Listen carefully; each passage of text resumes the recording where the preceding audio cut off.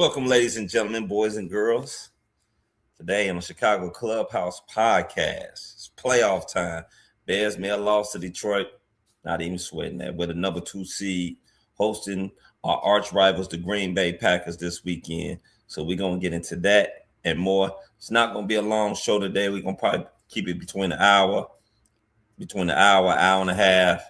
We also going to have a special show tomorrow with our boy Erik Kramer. He's going to come on and we're going to talk some Bears, Caleb, and the playoffs. That and more coming up on the Chicago Clubhouse podcast. Crook, hit it! You are now rocking with the Chicago Clubhouse podcast, where they think they know everything, but honestly, they don't know shit.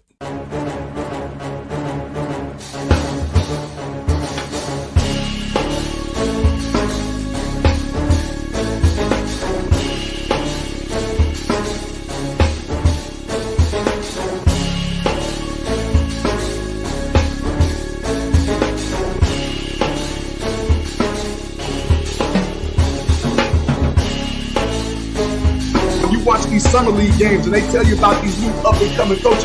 I think we should get rid of every motherfucking owner in Chicago. Enzo and Caruso, both when they are on the court, are like your defensive generals. But they need to get that strong safety who's not scared to hit somebody.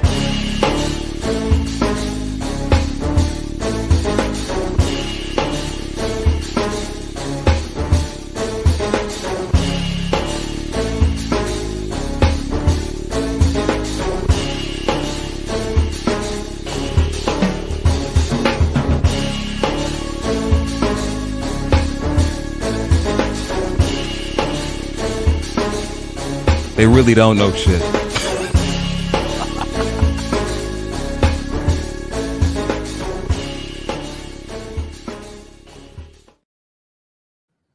Welcome everybody to the Chicago Clubhouse podcast. As you see, I'm rocking my Michigan gear. My Wolverines are playing Penn State right now in a close battle, which is very odd. I don't know how they're playing, how they even allowing Penn State to even stay in this game. But anyway. Any echo I got here? Or am I good? No, but we're live and I didn't bring you in. Whoa, I didn't even know that. Hi, how's it going, guys? Hey, how's it going? Well, without further ado, here we go. Hey, I'm here. Frank the Tank. No, we hear no echo at all. Good just talking about my Wolverines right now in a close game with Penn State. I don't know how the hell they even allowing this to even happen. But is this basketball? Yeah, this is basketball. Yeah. Fortunately, I don't follow college basketball nearly as much as I used to. You don't? I really don't. Maybe it's because I'm a Notre Dame guy. And do they even have a good basketball team? I don't even know. Notre Dame, no. That makes sense. No, they don't. They don't have a good basketball team. Well, sorry, everybody. I brought myself in on that one. Yes, he surely did. I pulled an easy does it. Oh, yes, you did. You did definitely pull an easy does it. Well, welcome to the Clubhouse podcast, where we think we know everything, but we really don't know shit. Frank, since you're in here, tell me what you thought about that game.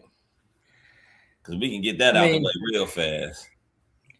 Wasn't a game I was very excited about as far as with your confidence going to the postseason. I know when it's all said and done, the game didn't matter. Mm-hmm. So I mean that's a good sign. But I mean, again, started off slow, and again came back in the fourth quarter. I love that we can do that type stuff because that means if we're in a game, we're never really out of a game. So I mean, that's a great confidence thing to have, but. These slow starts, man. Ben Johnson, I felt like both times versus Detroit, he came in with either a really crappy game plan or they just knew his game plan. Yeah. I mean, there's been a lot of people talking about how the game plan was kind of vanilla. That's what we've been hearing. The game plan kind of made it seem like it should have been your subs. It was like a sub game plan, I felt like. Yeah, definitely. Like I said, it was a game where the Bears defense, man, gave up so many yards, but played that typical bend but don't break defense. Kept them really out of the end zone, a couple red zone trips. But also the defense don't allow, by the defense allowing Detroit to be on the field so long, they don't allow the offense to get into any type of rhythm. So if they don't get that first down within those first 3 plays, it's like, okay, now we're going back down. We're not getting into no type of rhythm at all. So that kind of sucks. I know Ben Johnson was hard on his offensive side of the ball with the team. I know he was very upset with them, and deservingly so. But DA, man, I was listening to Rex Ryan this morning, and Rex Ryan was like, can their defense be any more predictable? He said he does nothing to try to confuse the offense. I agree. Like, they know exactly what defense that you're in. And that's been the problem. That's what I've been sitting up there talking about the last couple of weeks. Like, there's nothing impressive about, Lord have mercy, there's nothing impressive about their defense. They know exactly what's coming, and it's sad. Like, this is the thing. I had a lot of people ask me about that and say, what has Dennis Allen done? And I mean, I understand where you're coming from, but let's not forget, Dennis Allen has not had a healthy lineup all year. Absolutely not. And I mean, that's very difficult because, and I'm going to name one person in particular, and I thank God on the injury report, he is practicing now. He kind of built this offense around Kyler Gordon being nickel. Mm-hmm. And nobody that they brought in or tried to fill in or anything like that is going to be able to fill Kyler Gordon's shoes on what he can do. And I mean, no. CJ solid at zone, but you can't run the zone all the time. They're going to shred you. When you go man to man, he gets destroyed. And I know everybody loves Wright. I mean, I love Wright. The guy has played way better than anybody anticipated, but he is not a good coverage corner. All right, he's a good jump ball guy. I'll give him that, and he can get you turnovers, and that's great to have. But he got shredded the last 3 games too, and it's rough because it's hard to build a defense of game plan when it comes down to that. Because if you're going to try to blitz because your front four can't give you pressure, which he did blitz a decent amount versus Detroit, especially in that second half, but he still couldn't get pressure on him even during the blitzes, and our corners weren't able to cover it. It wasn't pretty. You could tell that the defense is at least our secondary is a little banged up. It's kind of sad that the defense is banged up. We can tell that Jalen Johnson is not 100% at all. He's running around, trying to do the best he can. And we already knew, what kills me is that people that actually sit up there and thought he was going to turn into the all-pro or Pro Bowl player that he was previously up until this injury. It's crazy. The man had surgery. He wasn't even it's almost a miracle that he's even playing, because most people, they're done for the season. They are. So it's just a miracle in itself that he's still playing, and I don't know exactly what people are really expecting from him. I expect better from other people in the secondary. Nashawn Wright been killing it as far as the turnovers. Like you said, he's been getting killed as far as yardage wise.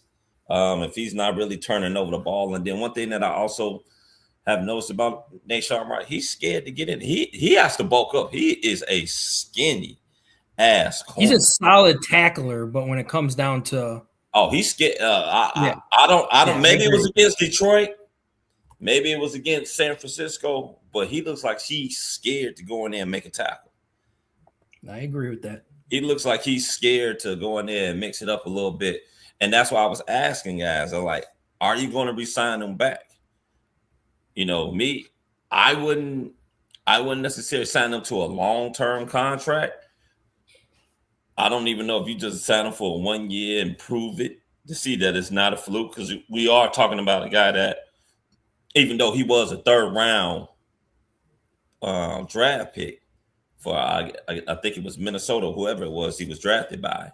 This is still a guy that has been on the practice squad majority of his career. Yeah, I'm trying to remember who it was. I don't remember who he was signed by.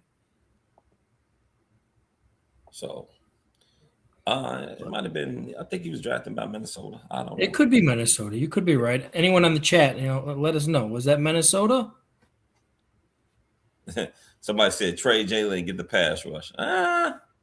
No, I'm not trading Jalen to get that pass rusher. No. I mean, I might tell you. If you gonna re-sign right, trade Jalen, then your defensive backfield gonna be really jacked up. Like, come on, man. If you're gonna trade anyone, it's gonna be like maybe Stevenson. If you're gonna go out and get a pass rusher, well, you ain't gonna trade. Well, the thing is, Jalen makes more money. You ain't gonna trade Stevenson either.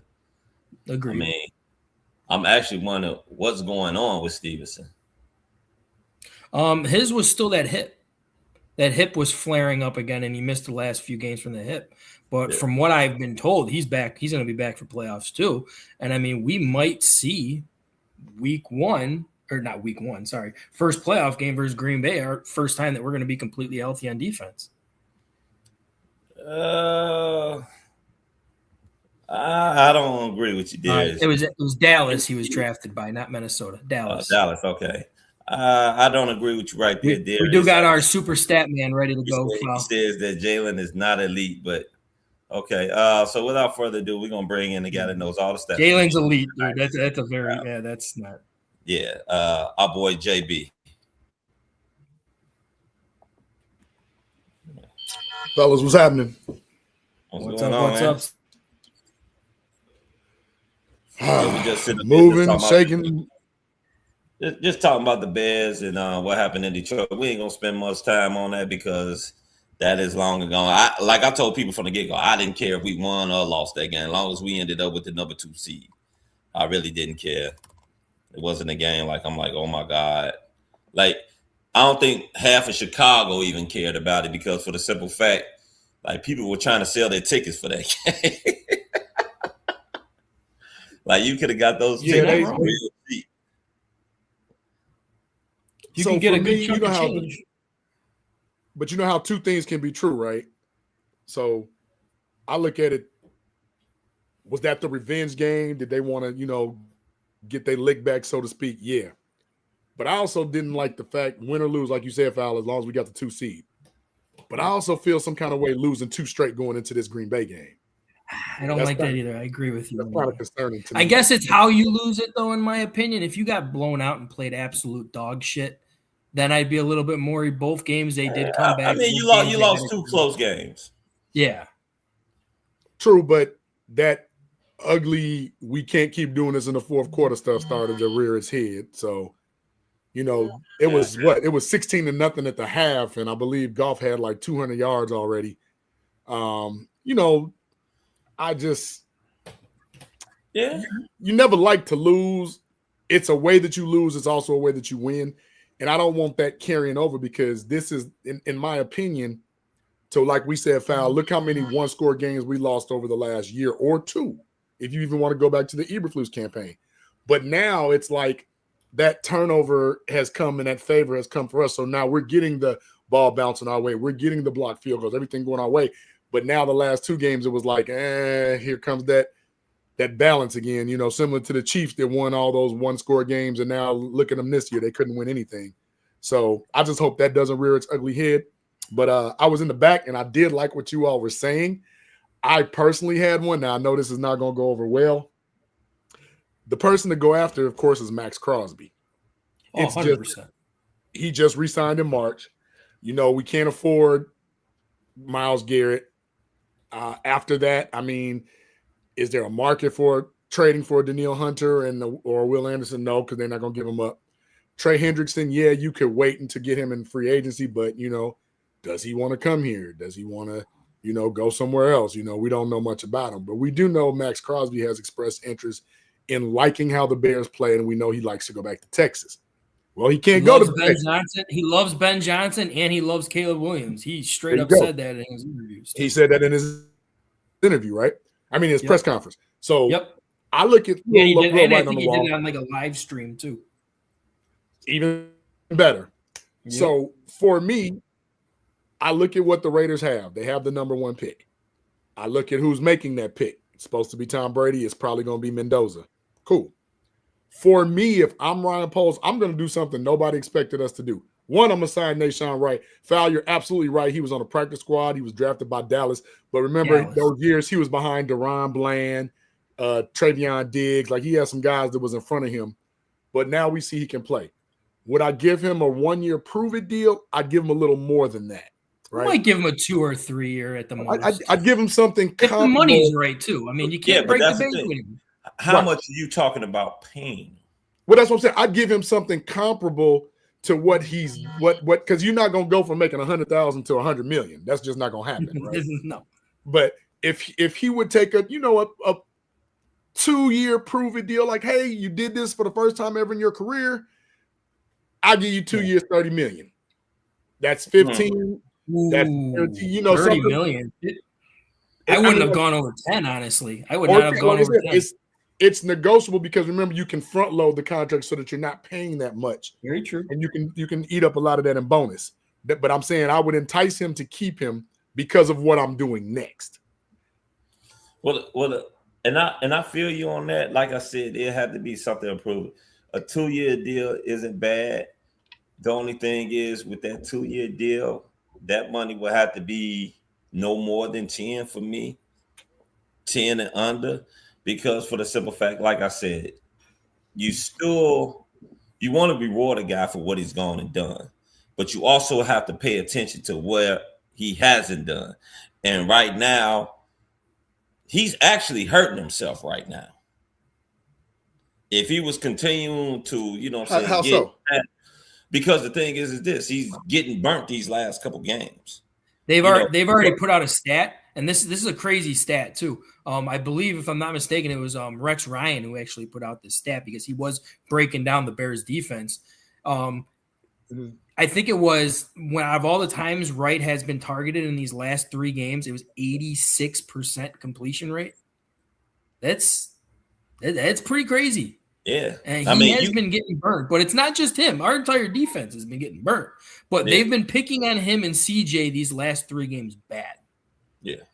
Well, I saw him picking on Jalen Johnson last week. I'm on saying Brown was having his way with Jalen Johnson. So I just think it's the way that the defense is playing, not getting enough pressure and making the defense have to cover. Like they can't play man without pressure. That's the thing is, the reason why I give Jalen Johnson a pass is because for the simple fact that we've gone and seen what Jalen Johnson can do. We also know that Jalen Johnson is not completely healthy. So I can give him a pass. Nahshon Wright is healthy. He hasn't proven himself. So I have to sit up there. He's costing himself. Like if he continues to play like this, he's going to cost himself money. Because yes, we can remember all the things that you've gone and done early on. But what's going to be stuck in your head is what you've gone and done recently. And now, I disagree with that. I disagree with that, and here's why. Because what you're looking at, his whole totality of this season versus the last 2 games, he's clearly your number 1 DB. Clearly, he's a professional playing against other professionals. You're gonna have bad days. You're gonna have a bad string of games. Is he really your number 1? He's definitely not your number 1. No, he's not. He's your number 1. Yes, he's not. If you look at the statistics with Jalen, he is Johnson one of the worst coverage corners in the NFL. JB, I don't know where you're coming up with this. Hey, because I'm looking at straight statistics. Jalen Johnson went out. He became your number 1. Tyreek Stevenson went out. Well, then you had Stevenson go out. Your number 1. So what I'm saying is he's proven, call it the turnover battle. First of all, Jalen Johnson only has 8 interceptions in his whole career, right? In 6 years.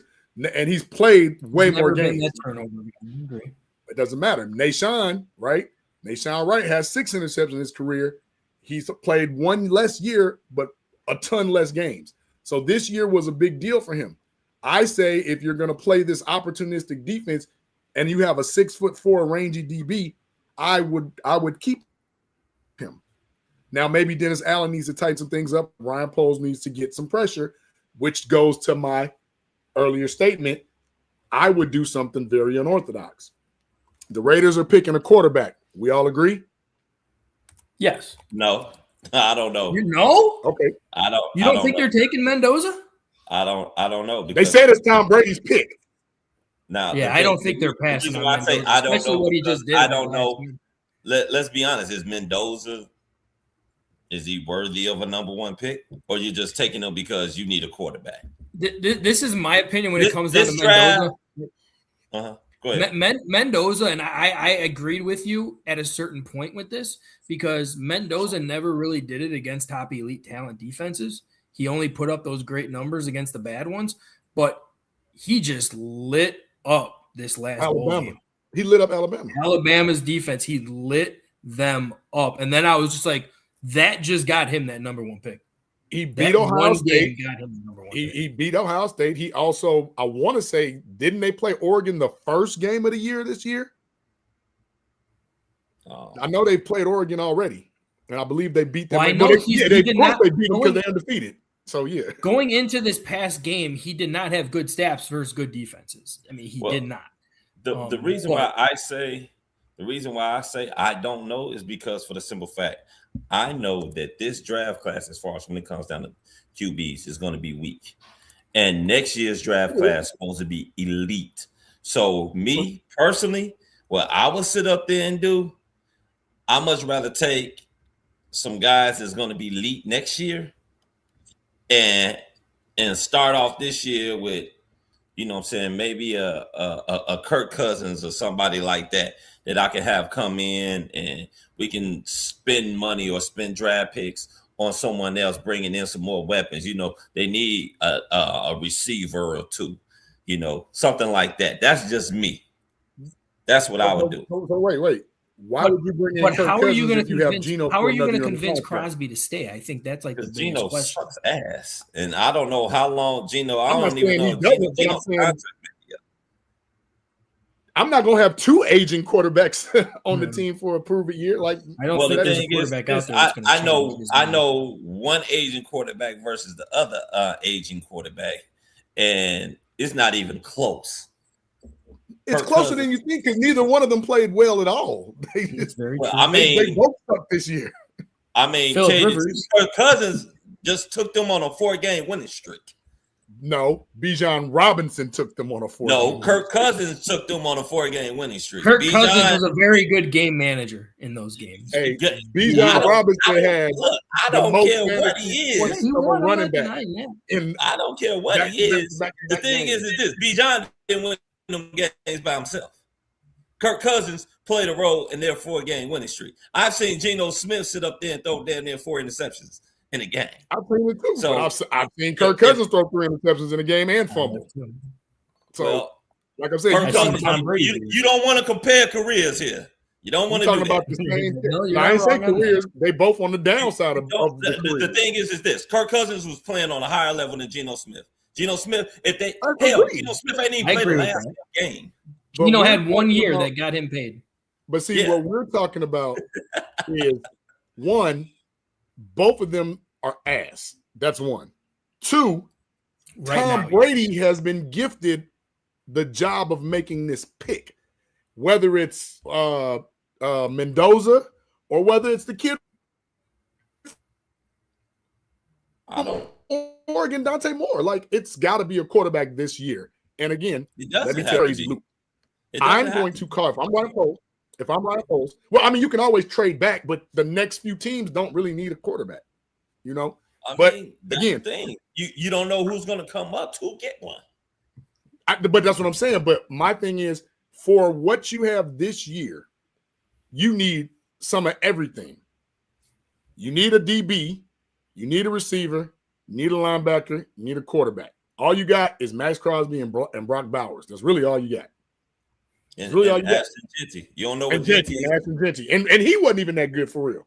He was better receiving the ball than he was. I mean, when you run it behind the line, when you say hike and they back there, I mean, what do you expect somebody to do? You need some linemen too. But here's my crazy thing, and I want you all to hear me before you all just poo-poo it. I like what I like. No, go ahead. But I'm just saying, like, what I would call and see what they're talking about. With the emergence of Luther Burden and with the emergence of Jade Walker, what I'm doing is this. I'm calling and I'm saying, hey, what do you want from Max Crosby? Here's what I'm offering. I'm giving you 2 number 1 caliber players. I'm giving you Rome Odunze and I'm giving you Tyreek Stevenson. I'm giving you my 29th pick, and I'll flip-flop my 4th or 5th, depending on what the Raiders have. I don't think they would want Rome. I think they would ask for Luther, in my opinion. Well, I just said Rome because he's technically a big play, and he was a first-round, number 10, 7, 9, whatever. I'm trying to entice them to give me Max Crosby. So I would send, I'm just saying I would send that complement of players in that pick and see if they would bite for Max Crosby. Well, the only thing that wouldn't work for that, and we can all right, let's just get this out real quick, and then we can hop back into some best stuff because I think we took too long talking about this. The only reason why I said that wouldn't work, JB, is for one, I don't think, like I said, like we were talking about before last podcast, that's Caleb's boy. I don't think that's going to happen. The second thing is that you got Max Crosby and Montez Sweat. I don't know no team in the NFL. They got 2 DNs. They got $100 million contracts. Well, you talking about a guy that's going to get paid what, $34 million a year? $34 million. That's a lot. $34 million a year. And then you got another guy on the opposite end of him. You know, in order to do that, you're going to have to move somebody in there because you can't just get it like that. The money got to match. No, I looked it up. You can't, what I just said, you can do it, but you have to get the Raiders to eat some of the money because his they're not going to do that. Jesse, I want to bring up your comment as well. I mean, are we really willing to risk to give 2 DBs? I mean, that's going to really kill our depth. No, he's talking about DJ Moore. Oh, DJ Moore. Okay, my mistake. But that's why I said wrong. Yeah, that's the thing. Everybody keeps saying DJ Moore in this trade. DJ, why would the Raiders take DJ? And that's not a downfall to DJ. DJ's what, 28, 29 years old already? Absolutely. Like, I mean, you're not gonna. That's not gonna be an even trade when it comes down to that. To getting a caliber player like a Max Crosby, if they're trading Max Crosby, they are rebuilding. They're not taking DJ Moore on a rebuild. They're gonna want a Luther Burden if they're gonna be taking a wide receiver. And hey, they might even take Wright. If we re-sign Wright, maybe they take Wright off. But listen, you have to give them stuff. We can't just give them kibbles and bits to get their best. We got to give up something good too. That's how trading works. Exactly. We're not going to just be able to. I can't give you $1 for 10. I got, you know what I'm saying? I wish they were that dumb to just say 1 first-round pick and maybe a 4th for Crosby. I'd be the happiest freaking guy in the world, but that's just not reality. Max Crosby, an absolute dominant game changer, game wrecker. Well, let's and go ahead. You're gonna have to give up for it. Let's bring in. You got to pay for talent. You got to pay. Do. Agreed. Let's go ahead and bring in our next guy. He is the mouth from the South. I'm glad we got in whatever we can get in now. God knows we ain't gonna be able to talk too much.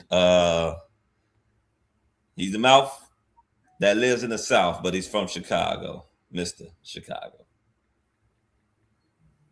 What's going on? We lost, dude. Why is your light on? No, it's playoff time. I turned it on for that reason. Yes, it's superstition. We're fucked now, dude. No, we're not. You keep believing that. But what's going on, fellas? How y'all living, man? Nothing much.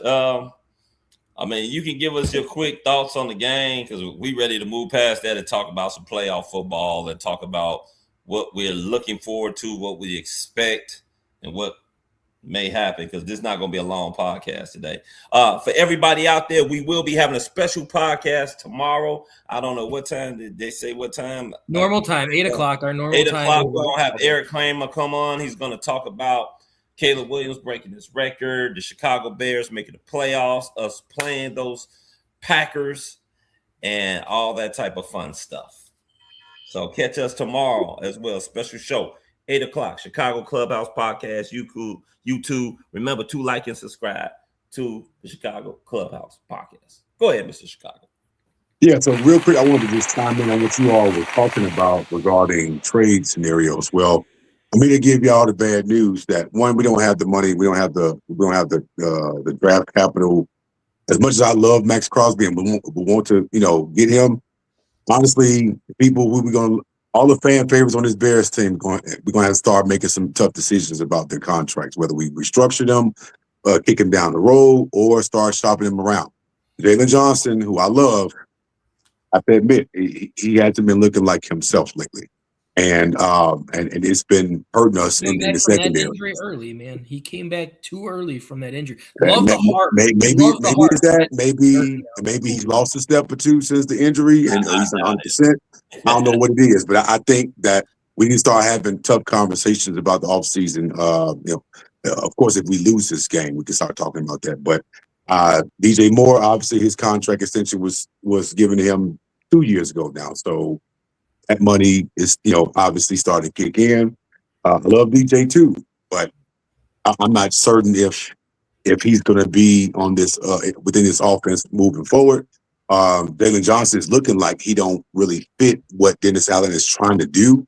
He's a cover corner, and we play a lot of zone coverage, and that trying to occupy a space shit. That shit ain't been working. We've been getting eaten alive in the damn zone, and he really ain't been contributing very much in that aspect. So Chicago, this past game though for Detroit, he did try to flip it a lot and do man-to-man, and we got toasted on man-to-man too. That's what I'm saying. We don't have the speed. And that's when Wright and CJ were getting destroyed. And we brought this up earlier in the show. Like these last 3 games, more than anything, just shows like, God damn it, we need Kyler Gordon back in that nickel. We need him back to his normal self in that nickel because we are getting torched in that nickel. Yeah, and then even the question about Tyreek Stevenson not playing, that question has been asked abundance of times, and no one has given an answer about it. So I'm like, is he not working well enough in the defense? Is he not trying to utilize his skill set? Is he not getting along with the coaches? What the hell is it? Because we can't afford to have you as a healthy scratch, knowing we got unhealthy ass players out there hurting us in the damn secondary. I need you out there. This is still the hip, though, Chicago. He's not 100% back from the hip, which is why even when he was in the lineup, he was in for a little bit, out for a little bit, in for a little bit, out for a little bit. That's not working, though. Like that's that cold weather, too. Look right back joints, man. He didn't even look right. Shout out Andrea for the super chat. Please turn off your light. You're jinxing Chicago.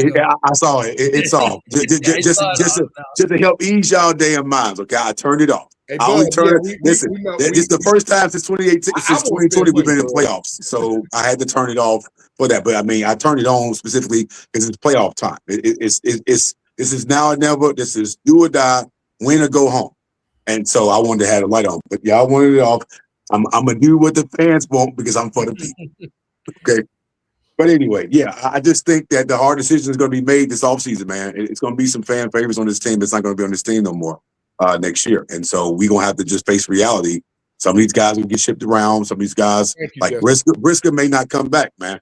I ain't heard a lot from Brisker either. I'm disappointed in how Brisker's been playing or not playing. So he's going to be one of those guys on the chopping block. If you had to throw one person out there on that entire defense that I felt has been good all year, that's Byard. He is the only person. He's the only person I can consistently say that about. Yep. I can consistently say that about him. So obviously the priority is to bring him back. I love Nashawn Wright, but Nashawn Wright he's playing with that Trevon Diggs mindset. If he get burnt, if he don't get a pick, he getting cooked. If he don't get cooked, he may get a pick. I'm like, damn, is there a median between this shit? Like, can you not get cooked when you ain't getting the picks, man? So watch this. If you look at the last 2 games, the scheme, some of the route running, the pick routes, and the way that, like, when I tell you Amon-Ra St. Brown was all over the place. Like, he was eating that middle up, man. And Jameson Williams he wasn't catching fly balls. He was catching little short floods and taking them 30, 40. You saw the weakest part of our defense was in that damn middle. Across that middle. That zone was the up left and right, man. And they were running the same damn concepts of their routes, just on the opposite sides. I want to give a shout out in the chat too with Jesse. Talking at once. Jesse said in the chat right here, that's perfectly said right there. Our linebackers are awful these last few games. Terrible. Like, it's time to have a hard decision about DeMeco Jackson playing. DeMarco Jackson. That's when that middle. You're going to have to start playing now.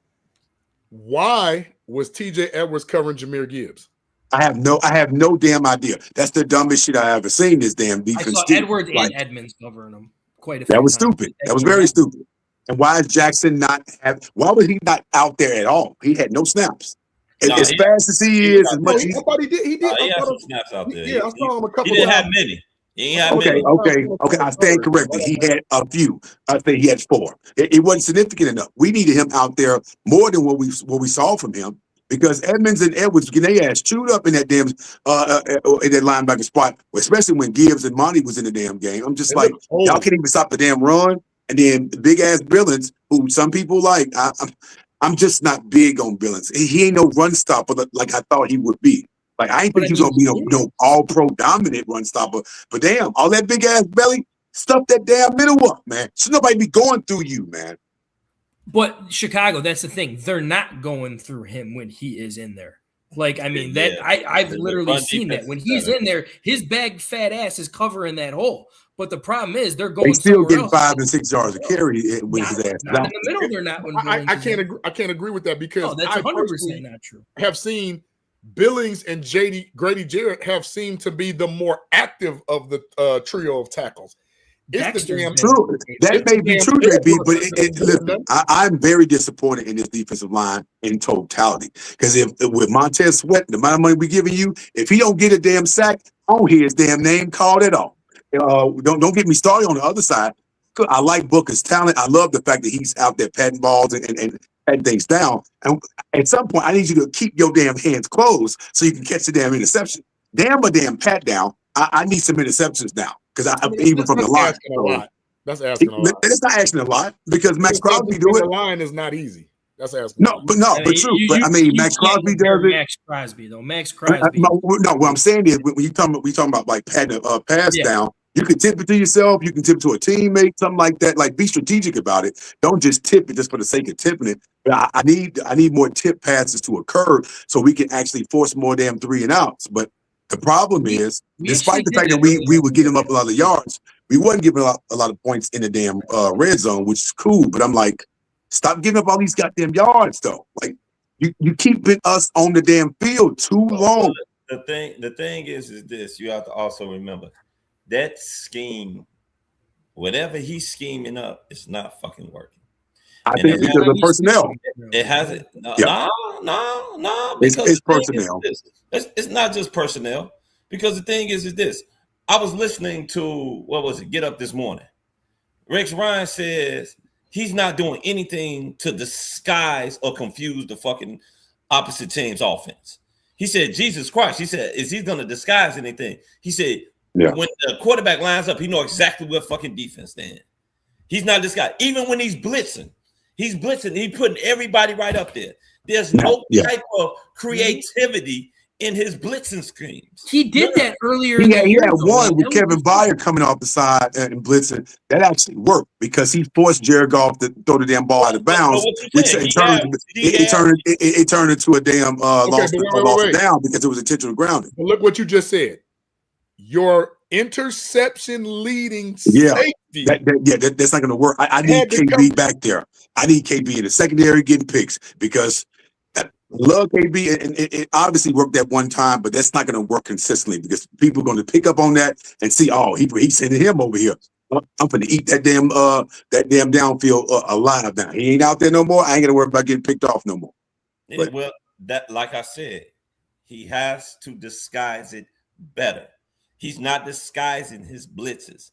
And no, we cannot keep up with these teams when it comes down to man-to-man. It's because, for the simple fact, C.J. Gardner-Johnson, throughout his career, he is not a coverage corner. He's not a corner. No, he's not a corner, man. He's probably better at playing safety than he is. He's a safety, absolutely. He get his ass cooked, man. These last 3 games, when they played San Francisco, they played Detroit, and they played everybody going after him. Hell, even when they played Green Bay the first damn time. Yep. He's been getting his ass cooked. Kicked on the whole time. The damn coaching staff on the other side of the damn team, on the other side of the field, is like, go after him. He can't stop nobody. We gonna keep cooking their ass until they switch man up. I'm like, at some point, Switch the damn man on this damn person that you got him guarding. Why the hell would you have him guarding Amon-Ra St. Brown, who's one of the quickest damn route runners in football? That's stupid, man. Gee, that was dumb. Well, I mean, that's the thing. We gonna find out. Hey, shit, come Saturday. I told y'all find out. Hopefully, what you think. And the players are even coming out. Brisker came out, said like, "Hey, look, it's something got to change. They're not liking the scheme." And I can see the defensive players being frustrated with that because, as I said earlier, there's a coach that's a renowned defensive coach, and he's saying to himself that he is doing nothing to disguise what he's doing on defense. Yeah, it's too They simple. already know exactly what it is, and they've been eating It shit is. up. Yep, it is. Now wait. It's way too predictable. Read two signs, Frank. That's it right there. That's what I asked this question on Facebook the other day. Is it the defensive personnel or is it Dennis Allen? Or is it somewhat both? the I damn think it's personnel actually too, both. though. I mean, the It's guy has definitely not both. had a healthy defense all year. That part is true. Now I agree with that part, but at the same time, man, when your front four can't win they damn 1-on-1, hell, I can't blame it on Dennis Allen. Y'all ass can't beat second and third string linemen out there. Come on, man. Let me ask y'all a probing question. They have no technique out there. They just trying to bull rush every damn time, and this shit ain't working. Does anybody remember what the Bears' defensive rank was under Eberflus last year? So better than this, unfortunately. Same people, same personnel. But I mean, He didn't blitz, though. Is it the He same didn't personnel as Eberflus had a healthy defense? No. He had they were a lot injuries too. healthier. Now he didn't Everybody have has their injuries, but nobody had it like He was a lot healthier. I mean, but some of the same people who hurt today is hurt last year. But to a degree. But my point to what he's saying is, JJ, yep. How can that same defense be middle of the pack to top 10, but now they're like, what are they, 30th? Like they totally suck. If they don't take the ball away, they suck. We've seen, if you go and look at Dennis Allen's history, yeah, he has some top 10 defenses, some good defense, but he's got a lot of 28, 30, 29, 31. Well, listen, we are pretty damn good in the red zone. I give them that because we've seen time and time again, teams will put our asses away in the third quarter, scoring all the damn touchdowns. When you get down the field, you can't score a touchdown. That's actually a good sign. And they let me know, hey, listen, we down, but we're not out in this game. Now, in the first half of the damn game against Detroit, it looked like they didn't even want to fucking win the damn game to begin with. I'm like, do y'all even care about this game? Because it was looking real lackluster. You talking about Detroit didn't look like they wanted to win the game? No. Chicago didn't want they ain't like want to win the game. I'm just like, what the hell are they doing? I'm like, are y'all trying to lose because y'all don't care, or are y'all like actually trying to go out there and play and win? Well, this is one thing I will say though. I mean, and when it comes down to it, we haven't been getting nearly as many turnovers as we did these last like 3 games or so. But the thing is, we were putting more pressure on them, more up close on their wide receivers. We're not doing that now. We're 10 yards off the wide shit, man. That shit don't work. Yeah, we're 10 yards behind. You 10 yards off the damn receiver. Think you gonna stop him? That's stupid. I still feel like after that first Packers game, when we got destroyed deep all those times, after that happened, we just stopped putting pressure on any of the receivers up close. We were giving them the 10 yards past the line. Like we were literally lining up past the first down marker. Yeah, I will say to their defense, the second time we played the Packers, that defense looked a lot better in terms of pass coverage. Now in run, we were getting gassed, and then hell, when Malik Willis' ass came in there, of all goddamn people, he was gassing us too, running the damn ball as much as he was running. So I'm just like, okay, now they playing our game against us, and it was somewhat working up until a certain point in time. But then we turned the damn tables on their ass. But the same thing has to be done against this damn Packer team come this Saturday, because we can't. No, this is the playoffs. Beat these bastards. So I don't think we're gonna watch. We're gonna put up some highlights real quick. Yeah. And then we're gonna move on from that damn game because that game don't matter. Well, actually, I want to throw this out there though. These highlights are a different type of highlights. These highlights are to congratulate the new all-time leading passing quarterback in Bears history. That's what these highlights are. So break those down for us, Commish. Applause.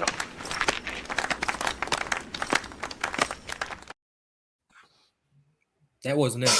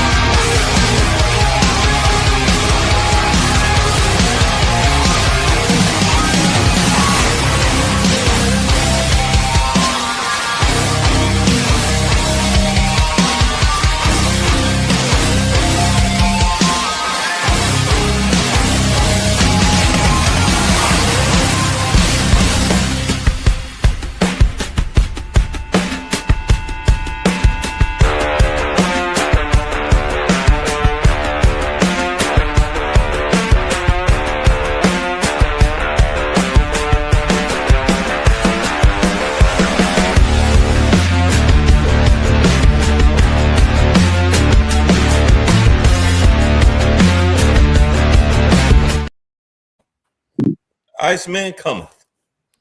Yes, sir. All right. Yes, And sir. I know we're going to break him down a little bit more when we have Erik Kramer on the show tomorrow. Yeah, we will. Yeah, have man. And shout out to.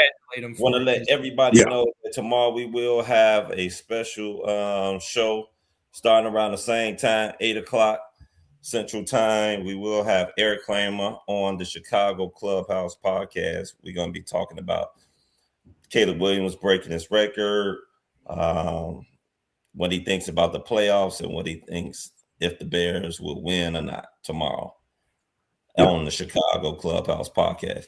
So, fellas, let's go ahead and skip past. We done with that Detroit game. It's water under the bridge now. What do you guys need to see in order for the Chicago Bears to come out victorious Saturday night, 7:00 p.m. on Prime? Is it not on regular cable either? It's just on Prime? It's on Prime. You ain't got Frank. Come on, don't tell me you ain't got Prime. Well, I got Prime, but I don't understand why a Bear game wouldn't be on regular TV too. That dumbass shit. Go ahead, Frank. Kick it off. Like when it comes down to it, I mean, you gotta have more poise on the defensive side. I mean, I could literally just say put more pressure on Love, but guess what? We don't put pressure on the quarterbacks. I mean, it's not going to happen. The first 6, 7, maybe 8 games of the season, I felt like Dennis Allen was running very good blitzing schemes, which was able to get pressure on him sometimes. And for some odd reason, we don't see that anymore. Now you see the blitzes coming every single time, and it's very easy to pick up. You got to figure out something because, and I think Toos said it on the comments, so shout out Toos, but when it's all said and done, if you're going to sit back and just let them shred you apart, they're controlling the clock. They're controlling the time of possession. They're wearing down our defense going into the fourth quarter. And to a point, it's going to be a coin toss on who's going to get the ball last and who's going to win the game. And I don't like that shit. Don't like it. Yeah. Control the clock. That's my one thing. Control the clock. Go ahead, JB. How about play football? What the fuck? That's simple, right, JB? Play 4 quarters of football. Yeah. Well, 4 quarters of ass whipping. That's what I want. Yeah. I want Matt LaFleur fired because this team gets destroyed. Hey, that's what I want. And that can be played when you play football. Agreed. I don't want to see any more of this. Well, analytics show this. I don't want to see any more. Well, the odds against this and last time we played. Hey, man, when it's 3rd and inches, don't run a reverse screen bubble, whatever. Put 2 people the damn first down and run and get the damn first down like old school football. Ben Johnson, you don't need to be the smartest man in the room. You just need to be a football guy. That's it. Because you know what you have not said? You have not said anything about this division except that you're 2-4 in this division. Which sucks. Still division winners. No. Yeah, this is you can win your division without winning your division. Clearly. It's crazy to hear that, but I mean, clearly. But, you know what? Green Bay fans will advocate for that not to be the case no damn more because they always bitching and complaining about shit in football. But see, Ben Johnson to me wanted to win this game against Detroit because I heard he cussed him out real bad. Absolutely, I heard that too. And Frank and I got into an argument about this same shit. And I was saying, he don't want to lose no damn Dan Campbell. He want that damn revenge. He wanted to get his revenge on that damn game. Cool, but here's what he needs to tell his team now. Green Bay came in, did what they did the first game. The second game, you know what they need to say? He needs to tell them, Green Bay we didn't beat Green Bay. Green Bay messed up and gave us an opportunity because we didn't do shit. 16-9 with 2 minutes left. I won't say we didn't do shit, but I get your point. Yeah. 16-9. If he catches the onside kick, we did. Ben Johnson needs to talk like that to them. Because you can't come into this game. You can't come into this game playing with them like that. Yeah. Right. You can't. No, you're not wrong. Yeah. And Jordan Love him, hate him, whatever you do, the kid can play quarterback. He can. He can play. And he's got 3 weeks of rest. I don't know if that's a good thing. For him, I think it's a good thing because guess what? He's got to do one thing. You know what that one thing is? Get 1 more point than the Bears, and they've proven between him and Malik Willis They've proven they're formidable. But JB, that's for anybody. They're formidable. Any quarterback that has on 3 weeks of rest, you can say all you got to do is get one more point. Crazy Ace, what up, bud? But go ahead, Chicago. Go ahead. I'm gonna tell you like this. In years past, we say this Bears team solely rely on our top tier defenses to pull the weight of the offense in compensation for what the offense is not doing. This go damn route, I need the damn offense to be on the goddamn field longer. And I need us to tire the damn Packers defense out. We need to be controlling the damn clock, to Frank's point. We need to be extending drives. Well, and I don't mind scoring fast when we already up, but damn it, when we ain't up, I need us to slow the game down to our pace, to our tempo. I need us to control the clock, control the timeouts, control the damn ball. If we do those 3 things, we're going to win the damn game emphatically. But if we rely so much on our defense to do shit, that puts us in harm's way. I need the offense to be the carrier of this damn game. This offense has been potent. We top 5 in the NFL overall. Like this is what we brought Brent Johnson over here for.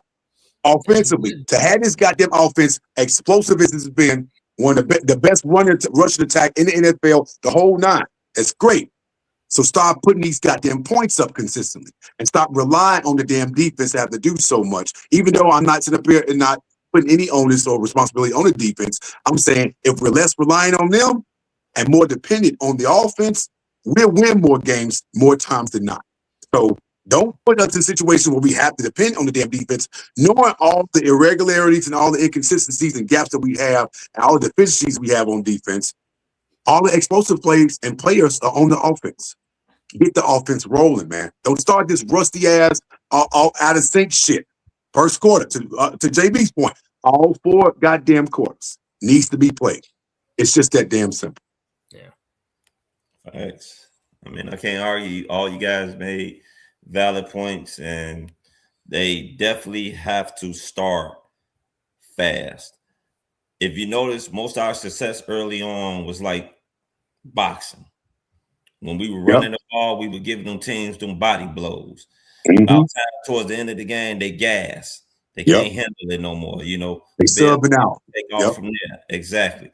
They have to continue. I know it's the new age of passing. But if you got a potent run offense, it can make your passing game even more potent than what it is. Very much so. It's just that simple. You start to see those linebackers cheat up, which leaves the middle of the field open a lot more. As far as when it comes down to the defense, they had this bend but don't break. But as someone stated, and as we're going to see in the last couple of weeks, we've been breaking it. They haven't been able to get off the field, which has allowed the other team to stay on the field long enough where our offense can't get into a rhythm. Because if they don't get the first down, guess what? They're punting away. Then the opposite team has the ball for long lengths again. Yes, they may not be putting up 7 points. They've been putting up 3, but damn it, they're taking all the time away in the game. You look up like we saw last week. We only had the ball 3 times in the first half. 3 times. Too many damn 3 and outs, man. And then listen, scoring fast can be a problem too. We can't score fast. We need to be eating that damn clock up, man. You put up the damn points. I don't care. No, listen. If you score too fast, you put your defense back out there again. And they need to rest so they can at least get some type of stop. If you don't score, I'd rather score too fast than don't score at all. Not score at all. You got No. I ain't saying not scoring at all is an option. I'm saying take our time with scoring. Take up as much time as you need. As long as we got the damn ball in our hands, I like our damn chance. I understand where you're coming from. You want to try to keep their offense off the field. But I'm not going. If I know that I can score, guess what? I'm going to go fucking score. I'm not going to sit up there and be like, oh, yeah, I just ran off this damn 40-yard run. Oh, let me run out of bounds a little bit to get a defensive rest. Hell no. I'm going to take that motherfucker in the end zone. I'm not going to hesitate to score. If I see a man wide open, I'm going to throw that ball to him. I'm not going to sit up there and give it down to this guy that's 15 yards. And he's probably got about 2 defenders on him. And he's going to catch the ball and it's going to eat the time. We can worry about that. The reason why I say that, though, is the reason why I say that, though, Fowler, is that the offense has to know their own defensive personnel. You know your defensive efficiency on that side of the ball. give them some time to work with in terms of being out there with fresh legs, being able to. They're more prone to get more stops that way. Even if they don't get a turnover, they can get some 3 and outs. They get 3 and outs, we get the ball back. Now we eating up more goddamn clock. Like that time adds up. And so if we keeping that opposing team defense on the field, we're doing our fucking job. Yeah. But I counter with this too. Guess what? Defense. I need you to take away the fucking ball so the offense can put some more goddamn points on the game. That is true. Absolutely. It's the playoffs you can't now. handicap one for the sake of the other. You can't sit up there and say, oh, let's not score fast because we know the defense ain't doing this. No, because the defense. Well, the reason why I'm saying that too is because you see how bad our defense is. You see how great our offense is. I see you shaking your head, JB. Go ahead. I think you're asking a zebra to change his stripes. Ben Johnson has shown this is who he is. When he puts his foot to the pedal to the metal, he goes. That's what he does. But then when you say slow down, then that's when we get these 8 in the box, 9 in the box runs right up the middle. Like, why are you calling that? Well, JB, his thing though, when we slow the damn game down, more times than not, we've won games like that. Remember, we ran 11 straight run plays. We were eating the hell out that damn clock against the Cincinnati Bengals. And Manung guy had 175 yards because of that. Because we were chewing that clock up and eating their ass up on defense. And listen to me. Yo, hold on. You want to get him or you want me to get him? Go ahead. Go ahead. You ain't talk. Go ahead. You said the Cincinnati game and the way that we were running the ball. Please tell me the score of the Cincinnati game. It was a shootout, obviously. I know that, but I'm saying, though, I'm giving an example of how eating up the clock does work in our favor. It does. But time of possession is a huge paramount in football games, especially in playoffs. The playoff time of possession matters more than any damn thing. If you out there hold the ball and you got control of the game, more times than not, you're going to win that game. If you've dunked a basketball one time in your life, are you a dunker? Listen, you don't want to ask me questions about basketball today because basketball today ain't what the fuck it was. It's not. We can talk about that after football, but I'm just asking a question. If you dunk a ball one time in your life, are you? No, they don't make you dunking no more than you shooting 1 3-pointer, making you a 3-point shooter. So because Ben Johnson ran 11 run plays one time. No, we done that a couple times, a couple games. No, we did what he needs to do. First of all, get that play in quicker. Start milking that play clock when you're wearing them down. That's and stop pass heavy too. We got to establish the run early. Stop throwing the ball so much. No more screens. Yeah, that shit work. I don't want to see no more screens. I don't. Yeah, I don't need them. You see that point number 84? We ain't blocking right on the damn screen. That shit ain't working. I will say this defensively as well, because this is something where I agree 100% with what you said, Chicago. If you're not getting pressure on the quarterback, which we all know that they're not good at doing, it's not going to happen. You got to bat some freaking balls down, because that game versus Detroit, how many passes did he just put line drives right up the middle like it was nothing? You got to get. I'm not even seeing defensive hands up though. Right. Nope. He got about 2 or 3 passes. Yeah, they got some better balls. And those were sort of passes though, not the ones up the middle. I'm just saying. That middle you ate up, man. For, they actually did. They got the turnover. They got the pick. They did. They batted 2 to 3 balls. They played into our hands when we backed back and then we tipped the ball and we got the interception. But when we're not up against that advantage, now we should have been playing 10 yards off the damn receiver, hoping that we keep everything underneath or beneath us. It's like you're playing a foot race with Jameson Williams and with Amon-Ra St. Brown and think you're going to win that? Winning that shit. If you're scared, this is not the game for you. No, it's not. But listen, man. You have to know what your personnel is. You know what their strengths are. You ain't a fast damn runner. I can't expect you to go out there and chasing Jameson Williams. If I see CJ Gardner-Johnson lined up against Christian Watson again, I want Dennis Allen fired. I want his ass fired too. I'm with you on that 100%. Well, I'm gonna lose my shit if I see that. I'm gonna lose my shit. Because you won't see it. He hurt. So he's gonna be back. He's not gonna play this. Tyler Gordon, because he was in the concussion protocol. Right? Yeah. Tyler Gordon, who everybody loves. I love him too. Listen, I want to hear all that slow down shit. You better come in and make an impact. This is the playoffs. No excuse. Kyler, but I don't want him sticking Christian Watson either. You're just coming off an injury and ain't played. But no, Jalen Johnson. JB, no, we're not doing that. We're not doing that, JB. I don't want him sticking Christian Watson. JB, it's either him or Jalen Reed. This the goddamn playoffs. I don't want no fucking excuses. It's the playoffs. Now go home or stay your ass home. Whether it is if he's thinking Christian Watson, we might as well pack our bags now. Vacation has started. No, man. Listen, So, you say don't play scared. Right, scared money don't make money. Slim Boogie said, hey, Swift is averaging 4.7 yards to carry versus Green Bay. One thing that we see that the Bears can do, they can run on Green Bay. That's what I expect for them to do. Yeah. Run the ball. Dennis Allen and the defense get their shit together where they are applying pressure and batting down balls and on tighter coverage on these wide receivers. Because as we stated earlier, that we've seen too many times when you're on a blitz, you need to jam your man at the line of scrimmage when you're on a blitz because it helps throw off the timing. Thing is, the blitz is to throw off the timing on the quarterback and also throw ill-advised passes. Yep. And if you sit up there jamming them, it's going to make it difficult for that receiver to run his route and also for that quarterback to get that timing in. It's going to make more time for your defensive players to get to that quarterback. It's just that simple. Football ain't hard. It ain't rocket science. I have a question for y'all real quick, too. So I heard something on the 670 show that really had me thinking.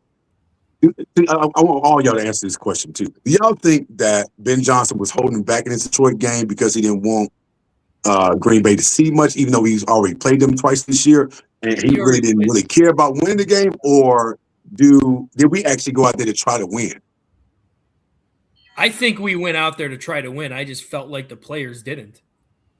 Like, in my opinion, like I don't understand. I mean, the offense in that first half, you can say with Ben Johnson's game plan too. Like Detroit has his number on what they think his game plan is going to be. Yeah, but I mean, the second half we came back and we tied the game up at 16. Well, I mean, two-point conversions, so we made the game. When he makes his adjustments in the fourth quarter, man, like he is just lights out when it.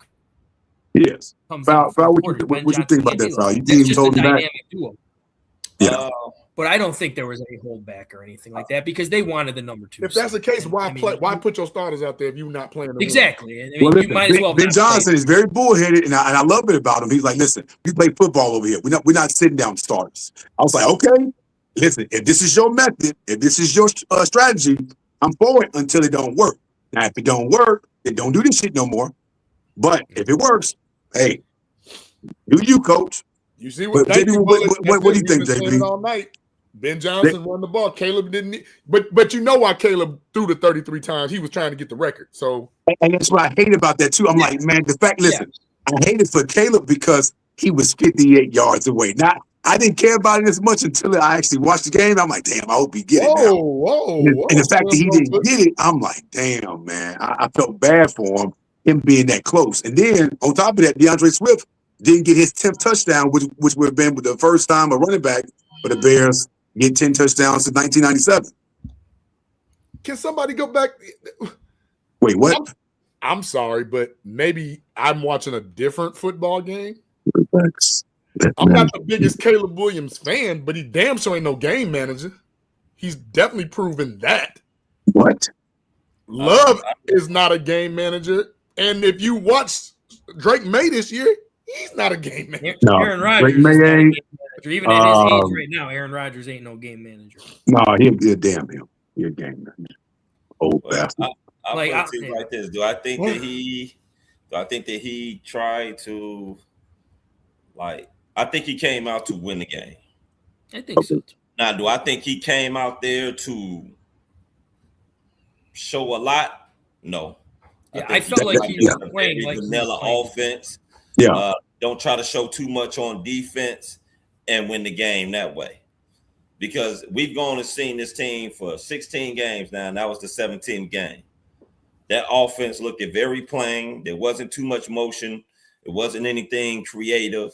They would just look like they were going through the motions and figured that they could probably beat that Detroit team, which they almost did, even though I wish the defense would have not necessarily, they did good as far as point-wise, but get off the field a little bit more. Don't let them milk the clock out. But anyway, we're going to get into this more tomorrow. We're going to get into some shout-outs.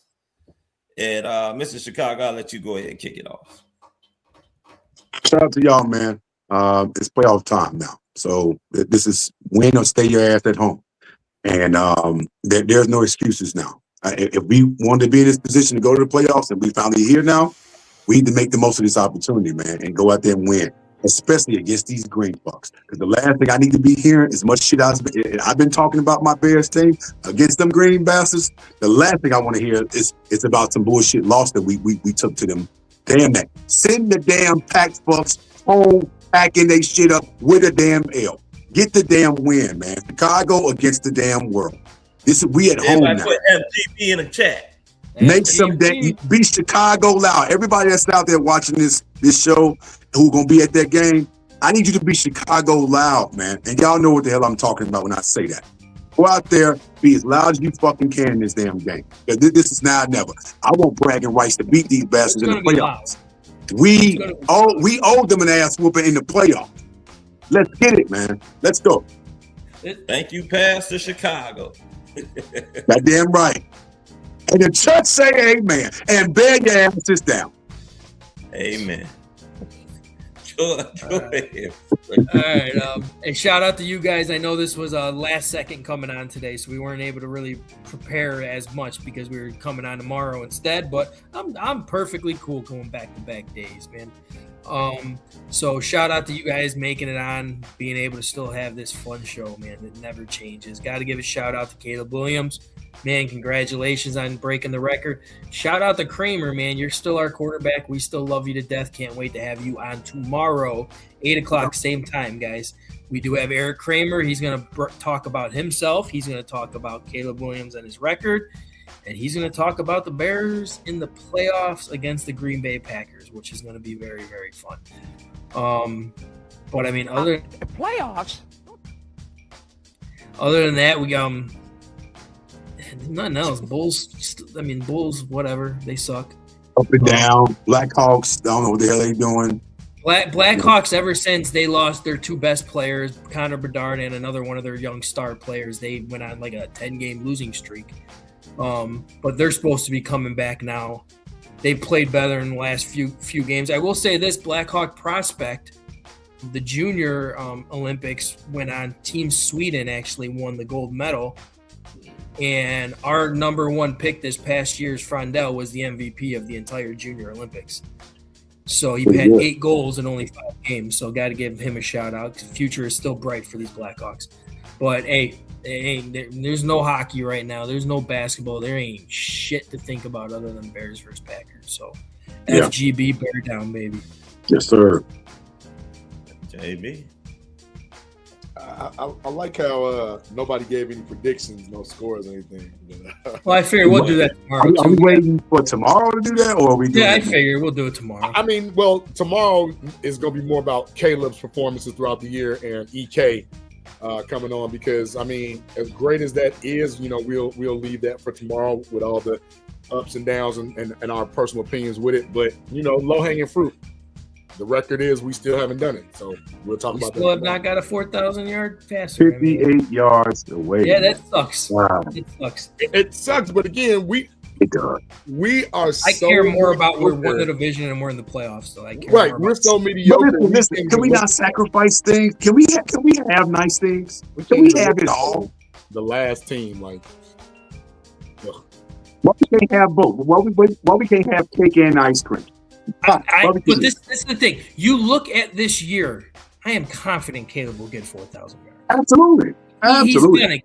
He's gonna get 30 plus touchdowns too. Absolutely. He did not have, in my opinion, a great year. It was a whole new regime, whole new offense. He played extremely well, much better than I expected, with a brand new offense on what he did. Sky's the limit, man. He's I feel is going to be extremely special. Or what if he's what he is, and this is the same what you're going to get? I mean, as long as we're win a Super Bowl, I'd rather win a Super Bowl than have a 4,000-yard passer, in my opinion. So, like Chicago said, why we can't have both? I wish we could have both. I'm not a sacrifice. I don't want to sacrifice. Go ahead with the shot. Listen, do we not deserve this? See, y'all stirred them up. Do we not deserve this? I'm not even going to go back to the way back pass machine. I'm just going to go back to this year. Y'all know y'all can't start the pastor. Y'all know the pastor. I live in a world where the Jacksonville Jaguars have a top 5 offense and a top 5 defense. They do. you can have both. You can have both. And hell, Seattle's up there too. I mean, shit, you want to be real about it, so we can have both. Just saying. But I want to start off in the chat. Darius Lockhart, thank you for chiming in. Our super producer, Crooked Commish in the back. Bob Ricks, thank you for chiming in. Jesse Cottrell, thank you for coming back. Jesse, one of our P1s. Good to see you. Andrea Schmitz, one of our P1 sis. Way to see you. Good to see you. Dub Bears, thank you for chiming in. Appreciate the love. Manuel Valverde. Hey, Manuel, make sure you chime in tomorrow, man. I think you'll really love Erik Kramer's insights. He calls it right down the middle. He's not a homer, and he's also not well, I did this, so humph. He's a really good read. I think you'll like that, Manuel. AC Adam, my guy, thank you for chiming in. We have, hey, we got to get Harry the Greek back on. Harry Bird. Chris, did you see Harry was on? Mm-hmm. Yeah, we got to get Harry back on. Caleb. Okay. Caleb B.J. Loveland. I'm assuming that means Caleb Ben Johnson and Colson Loveland. Okay. That's a lot for a damn name, but okay. Yeah, that was, whatever. It's got a nice ring to it. No, because an ignorant person would say, Caleb B.J.'s Loveland. What? Right. Well, I'm pretty sure that's the point, JB, in my opinion. That might be. And that's weird as hell to even think of something like that. But 6'7". whatever. 6'7". That's pretty stupid, man. 8'9".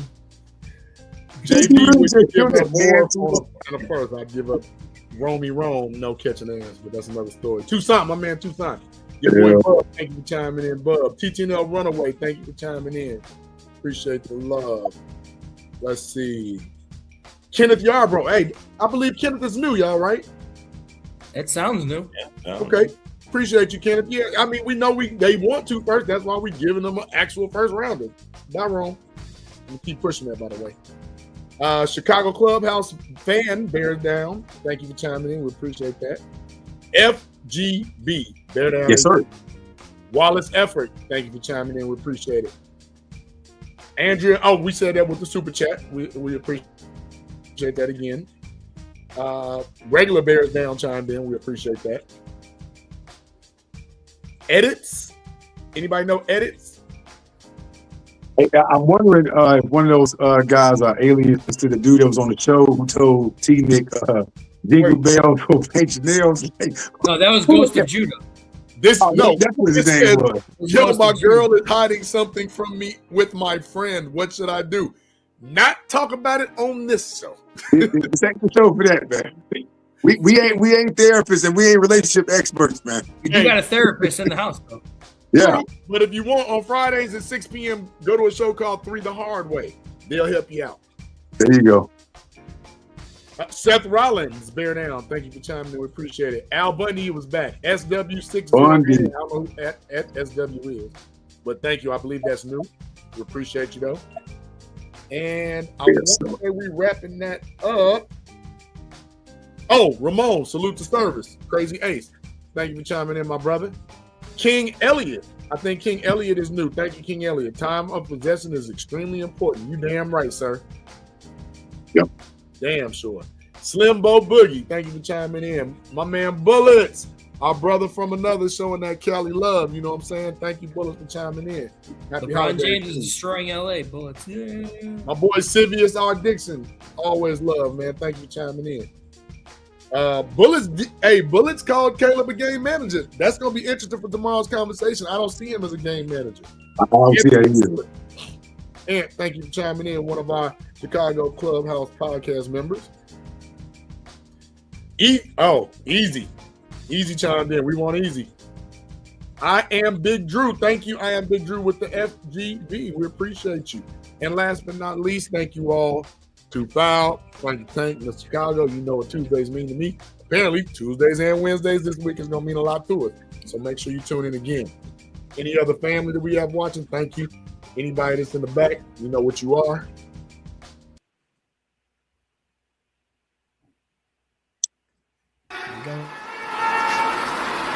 L for love. Good times. Some people say lurkers, we say love. Love. L for love. We shouldn't actually say love. Fuck love right now. I mean, we're going. Here you go. We can't. As being them, And if I only got one person watching, it's the Chicago Clubhouse mom, most affectionately known as Miss Sandra Bynum Holmes. Yes, sir. Well, Come on. once again, we thank you all for coming on to the Chicago Clubhouse podcast and checking us out. Remember to like and subscribe to the Chicago Clubhouse podcast. It costs nothing to like and subscribe. It's just that simple. If you're new, like and subscribe. Mess with us from time to time. We be here every Tuesday, 8 o'clock Central Time. That's 7 o'clock Mountain Time, 6 o'clock. 6 o'clock, Erik Kramer. 6 o'clock, Erik 9 Kramer. o'clock Eastern Time. We be on. So please mess with us. Once again, I want to thank everybody in the chat for coming on. Put them FGBs in there. We all know that this is a rivalry game. Yes, sir. A playoff game. We want to win this game. We're going to be hosting this game in Chicago. So we need the fans to be there loud and proud. All right. I also want to give a shout out to my brothers, Frank the Tank, Mr. Chicago, JB, the super producer in the back, the crooked commish, our boy T Nick that didn't come on tonight. He has some business to handle. Pennywise himself, Easy. What is she doing? I never know what she's doing back there. Shout out to our boy that's overseas serving our boy, who's also a member of the podcast, our boy Crazy Ace. EK12 tomorrow, y'all. EK12. That's right. Hey, we need to put an APB out for Don Burr. Man, the little kitty cat's been sucking this year, and I haven't heard from him. He's been quiet. He knows what he's doing. I have not seen him since they were eliminated from the postseason. Oh, he'll show back up in the offseason once the draft is over and everybody's talking about the greatest team. Predictions for next season, talking about who's going to win the division. He'll be back talking this little kitty cat stuff. Probably taking a cat nap or smoking on some catnip. One of the two. Catnip gonna make you catnap. Don't do drugs. If you're doing it, stop it. Get some help. You smoke crack, don't you? You smoke crack, don't you? You smoke crack, don't you? Anyway, I want to give a shout out to the kiddies. We're getting ready for school for tomorrow. School is back. Thank God. I got tired of them eating everything. Shout out, man. Shout out to my wife, my baby boy Ricky, and shout out to everybody out there. Peace, love. Shout out to all the Chicago sports teams. Other than that, we will see you guys tomorrow, 8 o'clock Central. Big podcast coming up with our boy Erik Kramer, who's going to talk to us about Caleb breaking his record, the playoffs. The playoffs, baby. The Bears in the playoffs. Home game. Home game. 2026, ladies and gentlemen.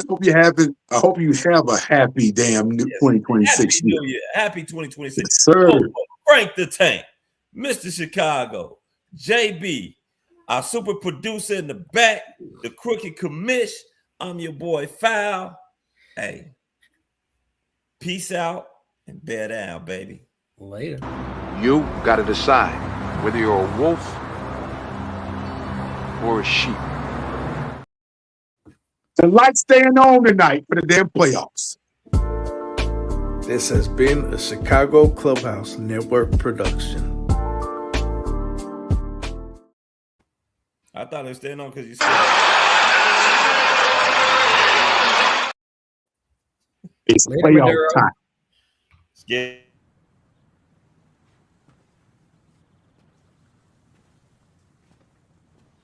You're still here. It's over. Go home. Peace. It ain't over. We be back tomorrow. That is true. That is true. 8 o'clock.